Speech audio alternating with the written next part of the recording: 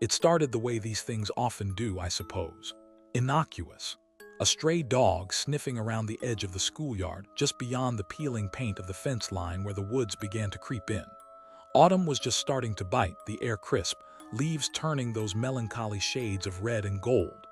I was on afternoon yard duty, a lukewarm coffee in hand, watching the usual chaos of 30-odd fourth graders burning off steam. Then I saw it.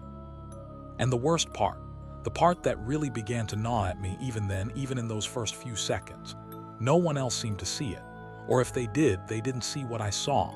When I glanced back at the other teacher on duty, Mrs. Gable, she was busy refereeing a dispute over a jump rope, completely oblivious. The children were still a whirlwind of bright jackets and shrieking laughter. It was just me and this presence. The next day, I almost convinced myself I'd imagined it. You know how it is, stress, lack of sleep, too much caffeine, the mind plays tricks. I had a pile of ungraded papers threatening to avalanche off my desk, and a parent-teacher conference scheduled that I was dreading. The wrong dog, was the last thing I wanted to add to my mental load. But then, during third period, little Emily Carter, a quiet girl who usually spent recess reading by herself, raised her hand. That afternoon, I made a point of patrolling the fence line myself after the final bell. The other teachers were eager to get home. The janitor was already starting on the hallways, but I felt this compulsion. I had to see if it was there. The air was colder now, the sun already dipping low, casting long, skeletal shadows from the trees. The school grounds felt eerily quiet without the children. Every rustle of leaves made me jump. Sleep didn't come easy that night. Every time I closed my eyes, I saw that black shape, that still, watchful presence. And the chalk drawing, the stick figure lying down. I kept telling myself it was a coincidence. Kids draw weird things, but the unease was like a physical weight on my chest.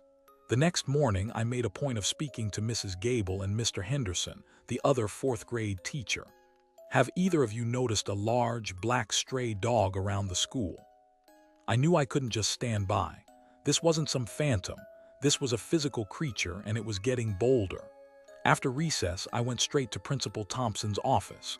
Thompson was a man who believed in order, in explanations, in forms filled out in triplicate. "A dog, you say, Davies?" he asked, peering at me over his half-moon glasses, his office smelling faintly of floor wax and disappointment. Animal control came the next afternoon. Two bored-looking guys in a white van with a cage in the back. I pointed out the area where the dog was usually seen, near the oak tree at the edge of the woods. They tramped around for a bit, calling out, "Here, boy, come on, puppy," in voices that lacked any real conviction. I watched from my classroom window, my students pretending to do their silent reading but mostly just peeking out too. The woods remained stubbornly silent. The days that followed settled into a disturbing routine. The dog would appear, usually during recess or after school, always at the edge of the woods, always watching. It never barked, never growled, never approached any closer than that invisible boundary it seemed to have set for itself. But its presence was a constant, low hum of anxiety beneath the surface of our school days. I started documenting its appearances in a small notebook: date, time, its position, any unusual behavior. The incident that pushed my unease into genuine fear involved young Leo Maxwell. Leo was one of those fearless, boisterous kids, always testing boundaries. During afternoon recess, he'd been dared by his friends to touch the fence closest to where the dog usually sat. I saw him swaggering towards it, a group of his classmates watching with a mixture of awe and apprehension. I was on the other side of the yard, dealing with a minor scrape, but I had a clear view. "Leo, get away from there." After the incident with Leo and the wind, things escalated, but in a subtle, almost gaslighting way. It wasn't overt aggression, nothing I could definitively point to and say, "See, this dog is a menace." Instead, it was a series of small, unsettling occurrences, always centered around the dog's presence or the area it frequented. Classroom lights in my room, the one facing the woods, would flicker and die, even after the janitor, old Mr. Henderson, swore he'd just replaced the bulbs. The most unnerving shift was in the dog's appearance, or rather my perception of it. At first, it had just been a large black dog. Unsettling, yes, but still identifiably canine. But as the weeks wore on, as my obsession grew, or perhaps as its influence took a deeper hold, the details began to change.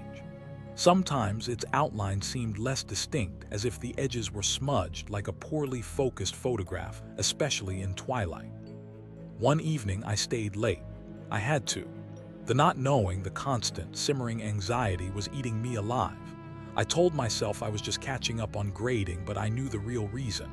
I wanted to see what it did when the school was empty, when it thought no one was watching. The last of the staff had left hours ago. The old school building creaked and groaned around me, sounds I'd never paid much attention to before, but now each one seemed freighted with sinister meaning. I must have made a sound, a gasp, a tiny shuffle of my feet because it stopped. Its head, a dark mass in the gloom, slowly turned towards me. I couldn't see its eyes clearly, but I didn't need to. I felt them lock onto me, a wave of cold, malevolent recognition. For a long moment, we were frozen, me pressed against the door frame, heart hammering against my ribs like a trapped bird, and it standing silhouetted in the desolate hallway, the only sound the faint hum of the emergency light. The next morning, I almost called in sick. The thought of going back to that school, knowing what I knew, what I'd seen, was almost unbearable. But then I thought of the children. If this thing was in the school, if it could move like that, they weren't safe. And no one else was going to protect them because no one else believed me. They thought I was cracking up.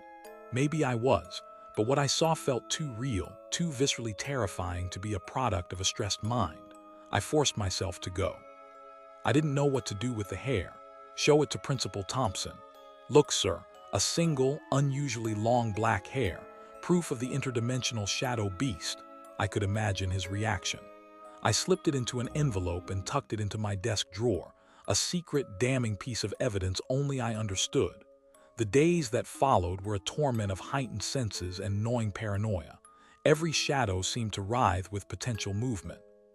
I started to feel like I was living in a different reality from everyone else. My colleagues would chat about weekend plans, new TV shows, the upcoming bake sale, and I'd nod and try to participate. But my mind was elsewhere, constantly scanning, listening, bracing myself. Their ordinary world felt miles away from the shadowy landscape I now inhabited. I tried, one last time, to talk to Mrs. Gable, my most senior colleague, someone I'd always respected for her no-nonsense attitude. The fear became a constant companion, a cold stone in my stomach. I started to dread coming to work, the place I once found fulfilling now feeling like a trap. The children's faces, once a source of joy, now looked fragile, vulnerable. I felt a crushing weight of responsibility. If something happened, it would be my fault because I was the only one who saw, the only one who knew. And yet, what could I do? Who would listen? I knew I couldn't ignore it any longer. The disturbed ground, the kennel, the creature itself, it was all coming to a head. I felt it. A sense of impending something. I decided I had to confront it, or at least try to understand what it wanted. It was probably foolish, possibly dangerous, but the alternative, living with this constant, creeping terror, watching the children potentially fall under its shadow, was unbearable. So one Friday night, I didn't go home. "What do you want?" I finally choked out, my voice a hoarse whisper, barely audible even to myself. The flashlight beam trembled in my hand. The silence that followed was immense, suffocating. The red embers within the dark mass seemed to pulse, to intensify. It didn't speak, not with words, but a thought cold and sharp as broken glass pierced my mind. It wasn't a request, it was a statement of fact. This is mine. Mine? What was mine? The school, the land, the children. I don't remember running. I just remember being outside, gasping in the cold night air, the school building looming behind me like a mausoleum. I never went back into that classroom alone at night. The next Monday, I went to Principal Thompson and resigned. I didn't give him the real reason. I cited personal health issues, stress. He accepted it with a look that was more relief than concern.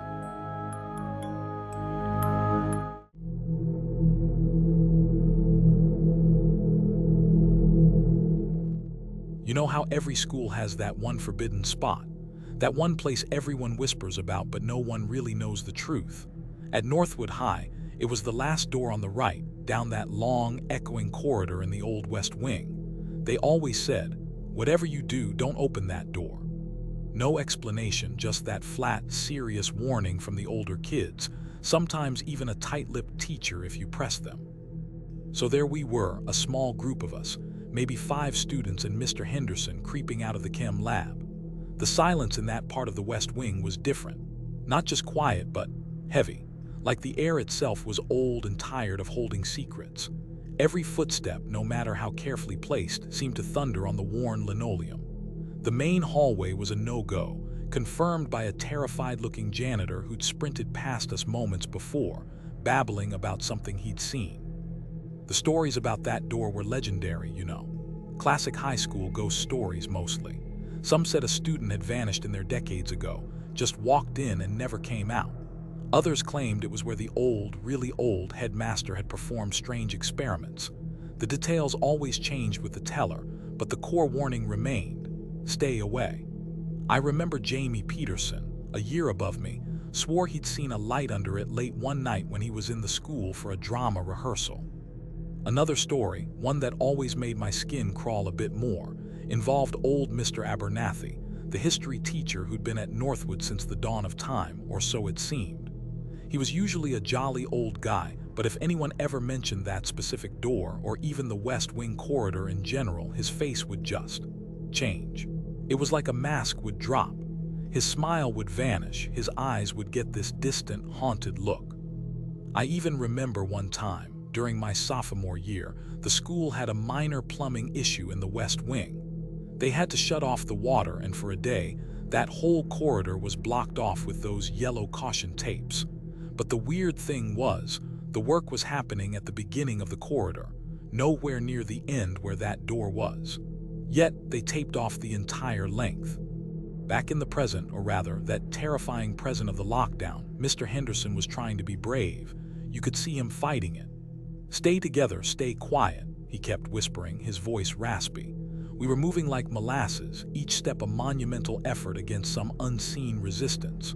The corridor to the West Wing proper was just ahead. It had this archway, a bit more ornate than the rest of the school's architecture, a relic from when Northwood was a much older, grander institution. As we passed under that archway, it was like stepping into another world. The sounds of the distant sirens, the muffled shouts from other parts of the school, they all just died. Not faded, but cut off. Like someone had slammed a soundproof barrier down behind us. All I could hear now was our own ragged breathing, the shuffle of our feet, and a low, almost subaudible hum that seemed to be vibrating up from the floor itself.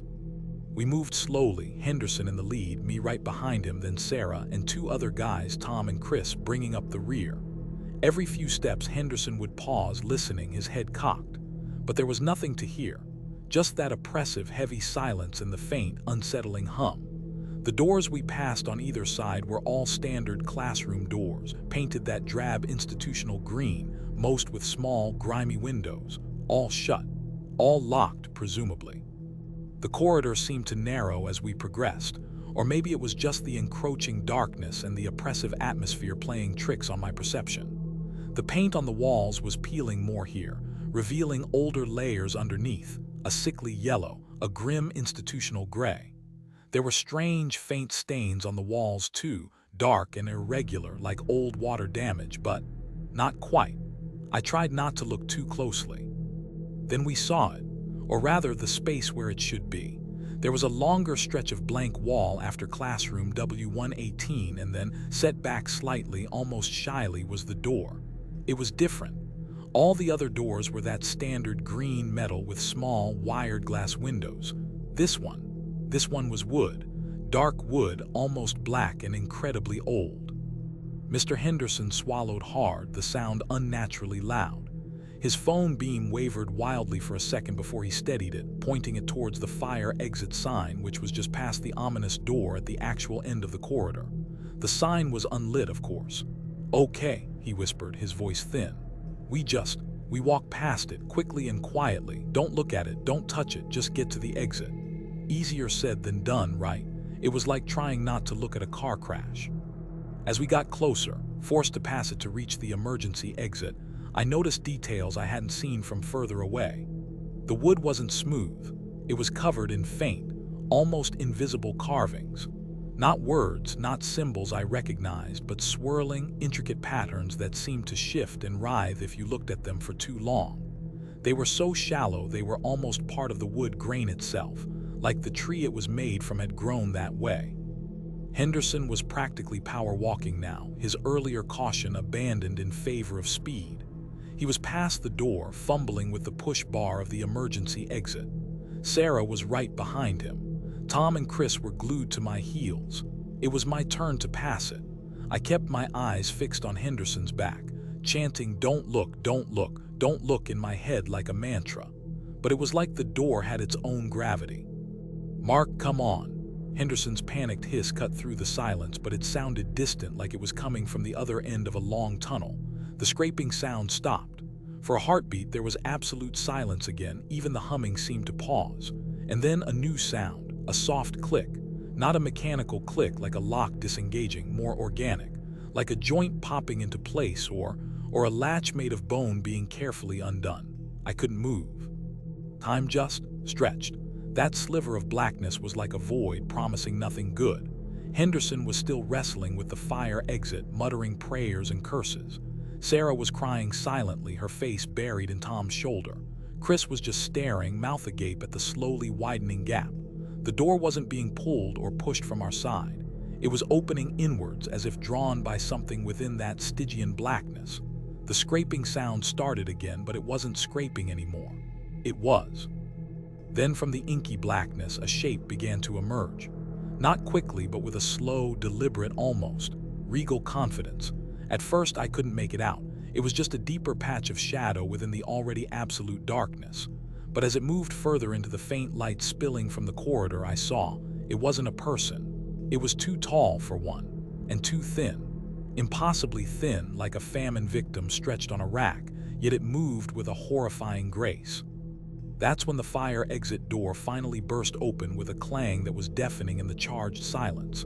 Henderson screamed, "G.O., G.O. now." He practically threw Sarah and Tom through the opening. Chris, bless his panicked soul, scrambled after them.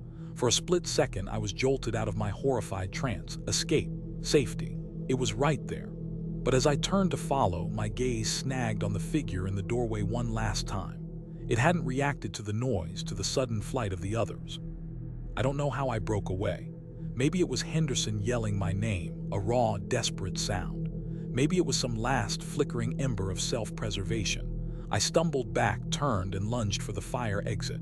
As I threw myself through, I risked one last idiotic glance over my shoulder. The figure was fully in the corridor now, standing under the sputtering emergency light. And it wasn't alone. Behind it, just visible in the Stygian blackness of the room it had vacated, were other shapes. We never talked about it, not really. What could we say? Who would believe us? The official story of the lockdown involved a disturbed individual apprehended in the main building. Nothing about the West Wing, nothing about them. Mr. Henderson resigned a week later, citing stress. He moved out of state. Sarah, Tom, and Chris, we'd nod to each other in the halls, a shared, haunted look in our eyes, but the words never came. The most disturbing part, the thing that keeps me awake more than anything else, isn't just what I saw or what I smelled. It's that feeling I had when that creature looked at me. That sense of recognition, that pull. Why me? Why did it seem to be waiting for me? Last month, I was clearing out some old boxes from my parents' attic, stuff from my school days. I found my senior year class photo. Everyone was there, smiling, awkward, Henderson looking tired even then. I was in the back row.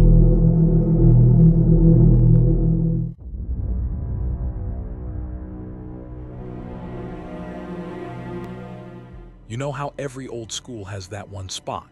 The place everyone whispers about, the one the teachers conveniently forget to mention on the orientation tour. For us, at Northwood High, it was the janitor's closet at the dead end of B-Wing. Mr. Henderson, our ancient, perpetually grumpy janitor, always kept it locked. He'd grumble something about it being full of nothing good if anyone even glanced at it too long. He wasn't wrong, though I didn't know how right he was back then. It was a piece of paper, just a small folded square looking incredibly out of place against the grimy linoleum floor. My heart was absolutely hammering against my ribs, like it wanted to escape. I glanced down the long, empty hallway, not a soul. Miss Crabtree was probably snoring by now, bless her cotton socks. This was my chance. I practically tiptoed out of my seat, each footstep sounding like a cannon blast in the oppressive silence. My first instinct, believe it or not, was that it was a prank.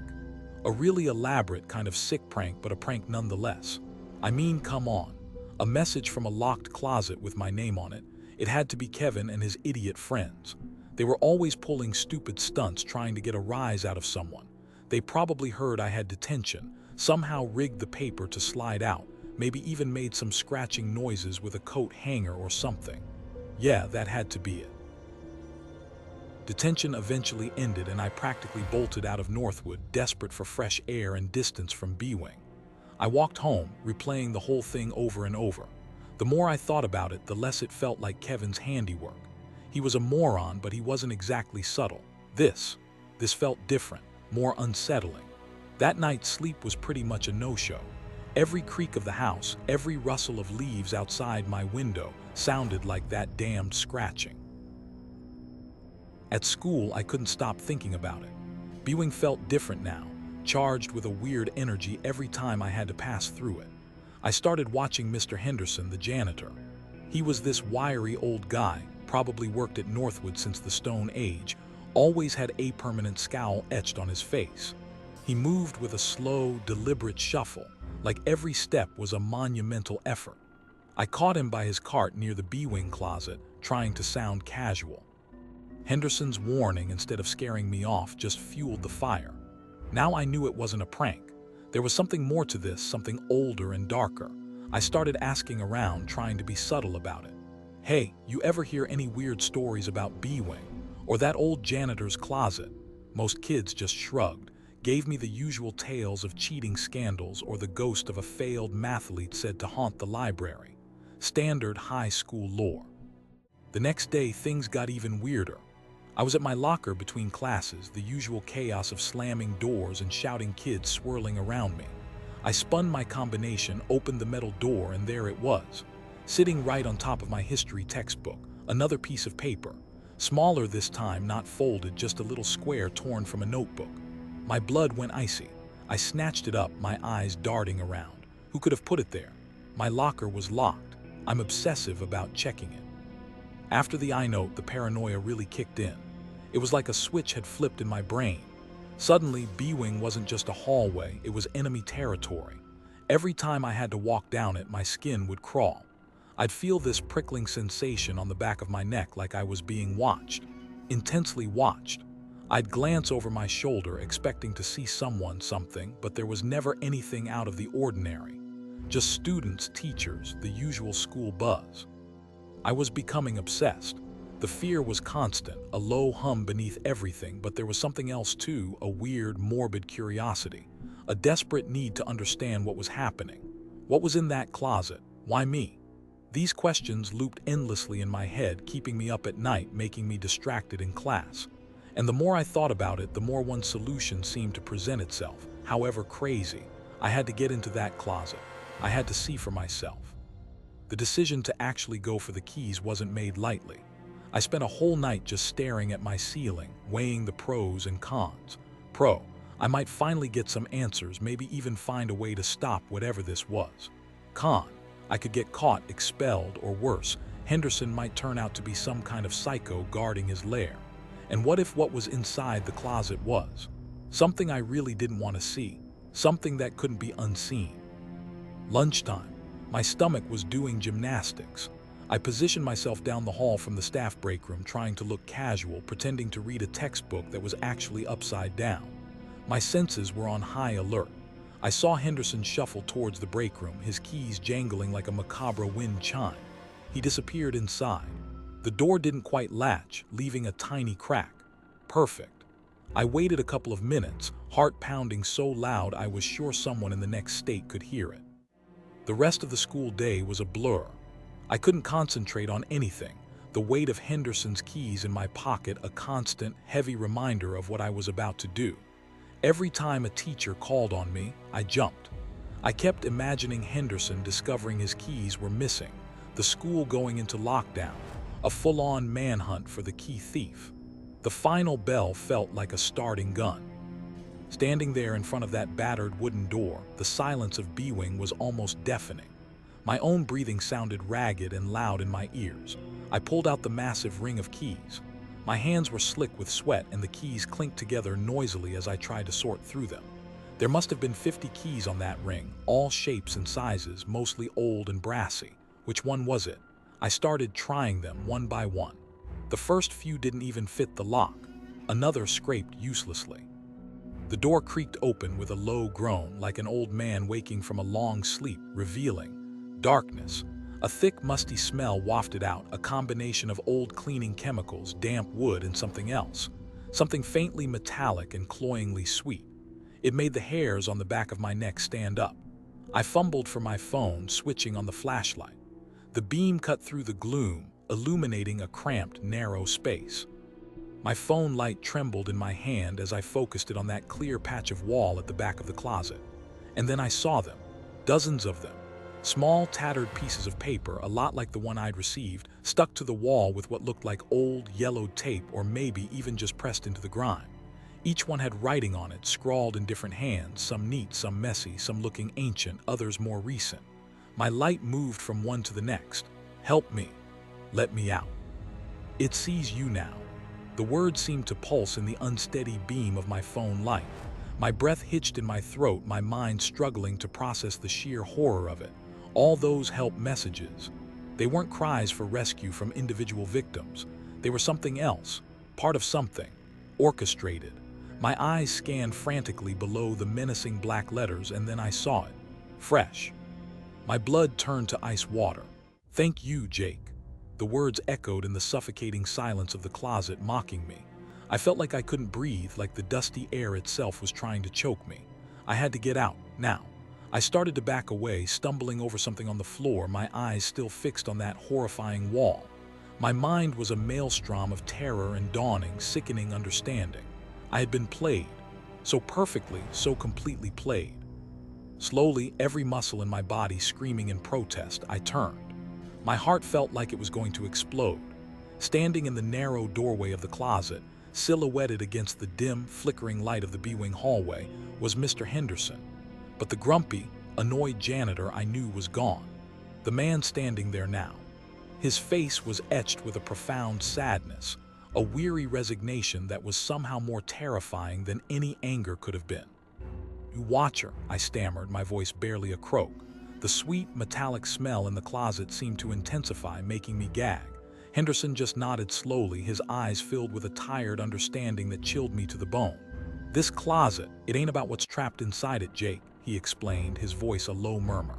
"It's never been about that, it's about what it sees, what it experiences, through others." He gestured vaguely towards the wall with all the notes. Those messages, the help ones. A week later, I'm back in detention. Different supervisor this time, but same crappy plastic chair, same soul-crushing boredom. Only now everything is different. B-Wing, I still have to walk down it for my English class. The closet door is locked, of course. Henderson put the keys back on his hook that day after he explained. He didn't say much else. Just gave me this look like he was passing on a terrible, unavoidable inheritance. And he was. I feel it now.